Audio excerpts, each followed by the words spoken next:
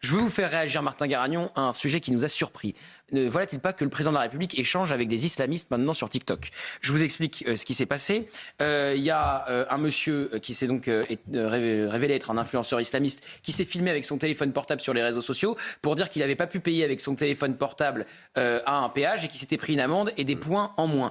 Emmanuel Macron a dit effectivement c'est pas normal parce que maintenant la règle c'est puisque vous ne pouvez pas avoir votre téléphone portable au volant alors que vous êtes à l'arrêt, c'est amende et points en moins alors que vous êtes à l'arrêt et que vous voulez payer. Donc le président de la République, maintenant qui s'occupe des péages et des règlements aux péages, donc il ne doit pas avoir mieux à faire, a répondu à ce TikToker sur les réseaux sociaux.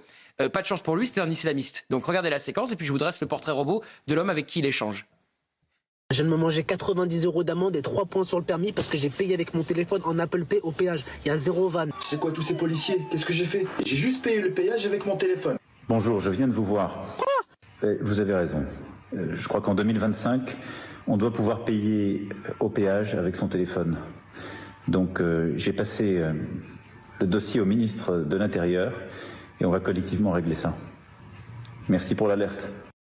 Alors, il dit merci pour l'alerte. Alors, vous allez voir qu'il le remercie. C'est Paul Sugy que vous retrouvez tous les matins dans la matinale avec Romain Desarbes, son édito à 7h50, qui dit donc le premier homme que vous avez vu est un influenceur islamiste qui promeut un islam proche de celui prôné par les frères musulmans. Dans ses vidéos, il dit par exemple avoir envie de tabasser des têtes quand il voit des femmes trop légèrement vêtues. Pour ce TikToker, la France est un État islamophobe. Il défend le port du voile chez les jeunes filles de 7 ans et reprend les arguments des organisations fréristes qui ont protesté contre l'interdiction du port de l'abaya à l'école. Dans une autre vidéo sur la polygamie, il juge la pratique licite mais plaisante sur le fait qu'il faut avoir déjà les moyens d'entretenir une première épouse avant d'envisager d'en prendre d'autres. C'est un vrai métier d'avoir 4 femmes, écrit-il.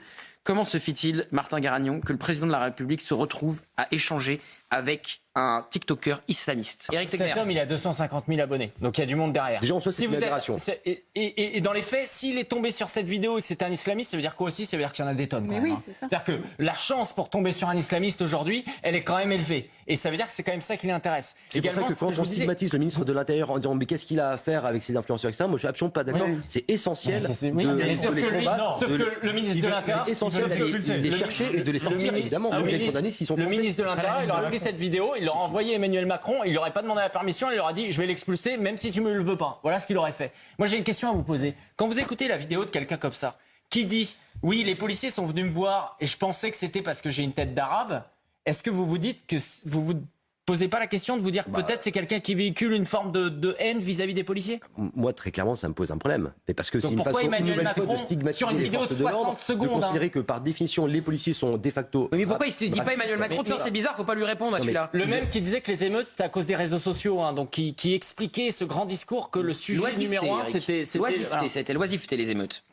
C'était multifactoriel, c'était aussi... La réforme du bac de Jean-Michel Blanquer, ouais. Non, mais parce qu'il n'a aucune conviction sur le sujet. Il a tellement varié. La Seine-Saint-Denis, c'est la Californie sans la mer. Il y a des violences policières. Il est en admiration face aux il n'a aucune constance. On est tous d'accord pour dire que le président de la République n'a pas à s'occuper des péages et n'a pas à faire des vidéos TikTok. Parce que voilà. C'était symptomatique d'aberration administrative. Oui, non, mais là, c'est une aberration de répondre à un islamiste. Sur les routes, comme pour...